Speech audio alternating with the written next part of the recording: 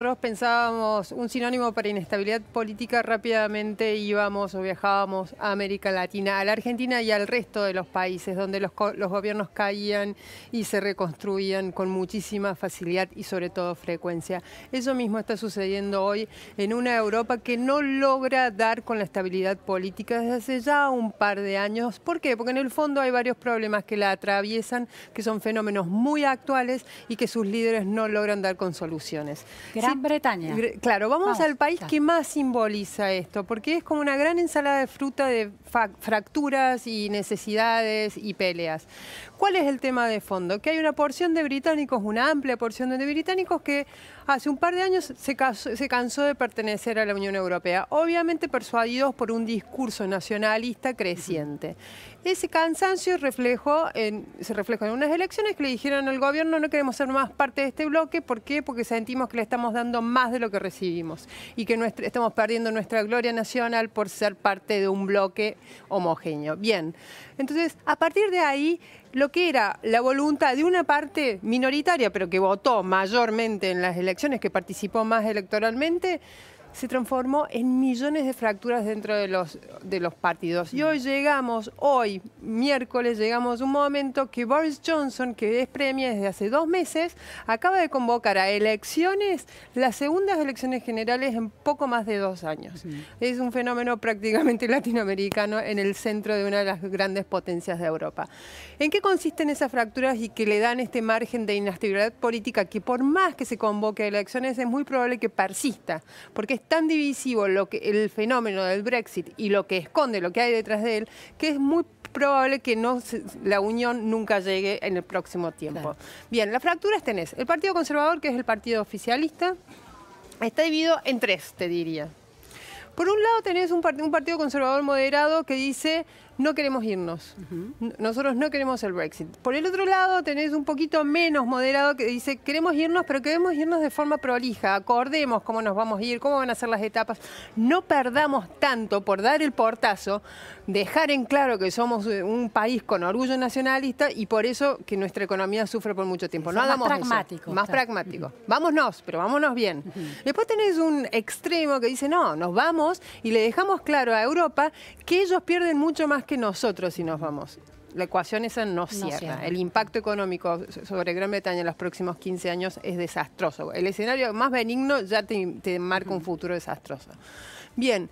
Eso también se refleja en el Partido Laborista, que es otro de los grandes partidos. Entonces, los 3 partidos tienen las mismas 3 fracturas y además tienen la fractura tradicional, que es la oposición entre uno y otro. Imagínate que un sistema político que estuvo siempre arraigado en 2 grandes partidos, hoy tiene 6 facciones que se pelean y no se logran poner de acuerdo y están negociando un acuerdo sin gobernar el país, el resto del país, desde hace 2 años. Es lo único que concentra la política británica hoy, el Brexit. Inés, ¿cuándo serían estas elecciones? El 15 de octubre. ¿Y el 31 de octubre? Y el 31 de octubre es la fecha que le impuso la Unión Europea a Gran Bretaña para decirle: bueno, te vas. Bien. No sería, es una salida, si es sin acuerdo, es una salida inmediata. Si no, tiene 2 años para hacer una etapa siguiente. Bien.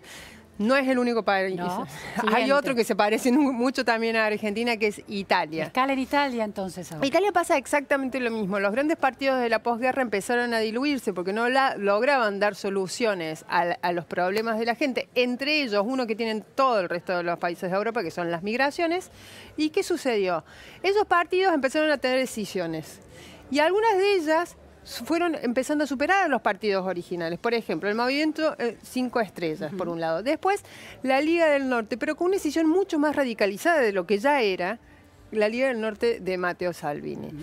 Todo esto hace 2 años, 1 año y medio, empezaron a formar gobierno y se pusieron de acuerdo. Pero ahora esa coalición, que era bastante atada con alambre, se desmembró. Y hay otra coalición que es más atada con alambre, que es el Partido Democrático, partido tradicional de Italia, con el movimiento 5 estrellas, que históricamente se odiaron. Mientras tanto, la economía italiana está casi tan estancada como la argentina. Y se prevé que este gobierno no dure mucho. Ahí tenés, entonces, un gobierno de meses para una de las 5 grandes potencias de Europa. Otro país que está casi en la misma, porque probablemente llame a sus 4ª, 5ª elecciones generales para noviembre próximo, lo tiene que decir en las próximas días, España. Vemos la placa entonces de España. Exactamente, ahí tenés.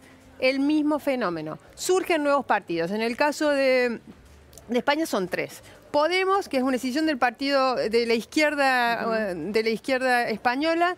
Ciudadanos, que es una decisión del Partido Popular, pero moderado. Y después tenés Vox, que es otra decisión del Partido Popular, pero muy tirado a la extrema derecha. Esos 3 le han sacado votos a los partidos tradicionales, que siguen existiendo, a diferencia de en Italia. El Partido Popular y el PSOE. Partido Popular de derecha, el Partido PSOE de izquierda o centro-izquierda. Pero ¿qué sucede? Le sacaron votos y le sacaron parlamentarios. Entonces no logran tener mayorías parlamentarias para formar gobierno. La consecuencia es que Pedro Sánchez, actual jefe de gobierno español, no logra convencer a Podemos de formar una coalición de gobierno con sus términos. Y entonces es muy probable que en septiembre termine convocando otra elección. ¿Cuándo fueron las últimas elecciones? El 28 de abril. Todo este revoleo político tiene muchísimo impacto sobre la sociedad y también sobre la economía. Sobre la única economía que parece más o menos encapsulada es precisamente la española. Y vamos a la cuarta, que es probablemente el más preocupante de los fenómenos porque es la gran potencia europea hoy, que es Alemania. Alemania hay un fenómeno que es el más preocupante, además de la disolución paulatina de los grandes partidos. El de la derecha, la CDU-CSU, y el de la izquierda, el SPD, que son los socialdemócratas.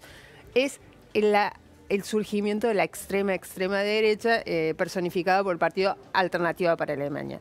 Este partido en 2013 era un partido de ultraliberales. Y como fue dándose cuenta que había una enorme porción de alemanes, sobre todo ex-alemanes del este, muy descontentos y muy amenazados, sintiéndose amenazados por las migraciones, fue radicalizando su discurso. Y hoy, en varios de los grandes estados alemanes, es segunda potencia electoral. Lo demostró el domingo pasado en 2 muy importantes estados, Sajonia y Brandenburgo. Brandenburgo rodea a Berlín y le dejó claro a la política alemana que Alemania ya no se puede seguir manejando como se manejaba. Las coaliciones ya no van a hacer lo mismo. Entonces, ¿a qué la confrontan los grandes partidos alemanes? Que es el dilema de toda Europa, es ¿qué hacemos con estos extremos? Los incorporamos porciones de su discurso a nuestras políticas y de forma tal que nosotros podamos seguir gobernando. Claro, escuchamos y hacemos políticas públicas que se acerquen exacto, que también involucren a esos grupos que antes estaban en los márgenes y porque eran muy radicales, pero que ahora se van incorporando al centro político, a la centralidad política. Claro, de alguna manera administrar los extremos. Exactamente. ¿No? Claro. ¿Cómo administrar los extremos? Es una de las 2 grandes preguntas que hoy no logran resolver los grandes partidos europeos y enfrentan a 4 de las 5 potencias europeas con un panorama de inestabilidad política, que además es una inestabilidad política que por lo general lo que sucede en Europa después sucede en el resto del mundo. Inés, ¿cómo puede impactar esta inestabilidad en estas grandes potencias europeas en la Unión Europea? Bueno, ahí tenés... Claramente el Brexit es un problema, pero hay otros riesgos. Te diría, en el reparto de poder fáctico hay una potencia, porque hablamos de 4, no hablamos de 5. Francia, que es la que está emergiendo como la gran potencia reguladora de Europa. Esto le permite a Macron adquirir una estatura de gobernante europeo y global que los otros ya van perdiendo, porque están tan metidos en sus propios problemas. Entonces le permite a Francia imponer su voluntad un poco sobre la Unión Europea que quiere. Y ojo, Lu, porque Macron es el presidente que más prevenciones tiene sobre el acuerdo Mercosur-Unión Europea. Claro, no solo por lo de la Amazonia, sino también por la presión que tiene del lobby agrario francés, diciéndole nosotros no podemos con competir con estos términos. ¿Los otros líderes de la región le reconocen esa estatura a Macron? Es una cuestión de facto. Sí, porque la otra persona que estaba en capacidad de competirle es Angela Merkel. Y Angela Merkel, que quiera o no, nos guste o no, tiene que salir. Está en la puerta de salida del poder. Ya después, desde 2005, está gobernando Alemania. Su coalición, frente a este avance de los extremos, pierde mucha fuerza y ella ya advirtió que este es su último mandato. Y su sucesora, que es Anne Kramp-Karrenbauer, que también era un personaje muy importante de su gabinete, no tiene la fuerza política, ni la voluntad, ni la visión que tenía Angela Merkel, porque eso era lo que distinguió mucho a Angela Merkel.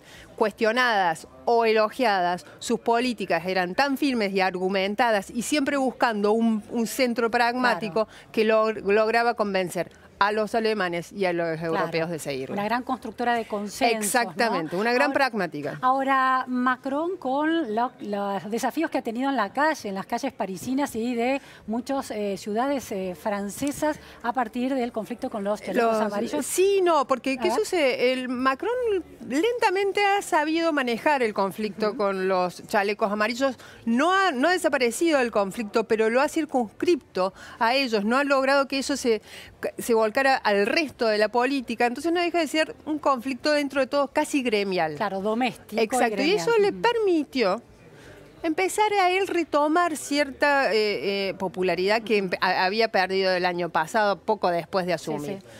Entonces, tiene una economía que tiene encaminada. Ya pasó algunas de sus reformas de plataforma que prometió en campaña. Le falta una última que probablemente sea previsional. Si él logra encaminar esto y el año que viene tiene una buena performance en las elecciones municipales y regionales, podemos estar hasta frente a un presidente francés que empiece a darle a Francia el rol o el poder que tuvo por última vez con Mitterrand. Ahora, Inés, se hablaba mucho de la caída de la imagen de Macron en Francia. ¿Esto cómo ha variado en los últimos meses? No, esto empezó a revertirse. La caída de la imagen y la popularidad de Macron a fuerza de varias cosas, muy recientes, por ejemplo, lo que te contaba de cómo circunscribió, cómo contuvo el conflicto con los chalecos amarillos, cómo está la economía francesa, no solo repuntando muy gradualmente, porque esas economías ya tan avanzadas no dan un salto a lo chino, pero en el contraste con el resto que está retrocediendo, sale Francia ganando, y además esta cierta estabilidad frente al lado también, contraste con otras potencias, lo dejan a él muy sólidamente, no solo hacia el resto de Europa, sino también hacia adentro de Francia. Y le pasa a él lo que le pasa también, por ejemplo, a Boris Johnson. La competencia electoral hoy no se insinúa muy rica para Macron. No hay un personaje que haya emergido, salvo Marine Le Pen, pero ya sabemos que tiene un coto, un techo electoral. No hay un personaje que por ahora, faltando 2 años o 3 años, se insinúe como una verdadera competencia para su poder. Finalmente, Inés, ya que te tengo aquí, voy a plantearte otra pregunta. Macron y la relación con Donald Trump, ¿no? Porque también hay ahí Europa, la Unión Europea, la necesidad de comercio, pero las rispideces comerciales con Estados Unidos. Mira, te voy a contar, más que las rispideces es la relación. Una anécdota del último G7 que fue hace 10 días en Biarritz. Macron lo trató a Trump como un rey. Como a él le gusta que lo traten, como un rey, casi un emperador. Lo llevó, fue a comer solo con él, llegó el sábado de la cumbre del domingo, fue a comer solo con él, lo convenció de todos los temas. Le dijo, bueno, si no querés que hablemos del cambio climático, no hablamos del cambio climático, no va a haber documento final, así no queda expresada tu diferencia. Perfecto. Al día siguiente, ¿qué hizo? Invitó al canciller iraní sin avisarle a nadie que llegaba Macron. ¿Y qué logró? Que Trump, luego de la cumbre, dijera, bueno, tal vez podamos llegar a negociar con Irán. Viste que Trump sacó del acuerdo a Estados Unidos. Exactamente, un nuevo acuerdo nuclear. Nadie se imaginaba esa jugada.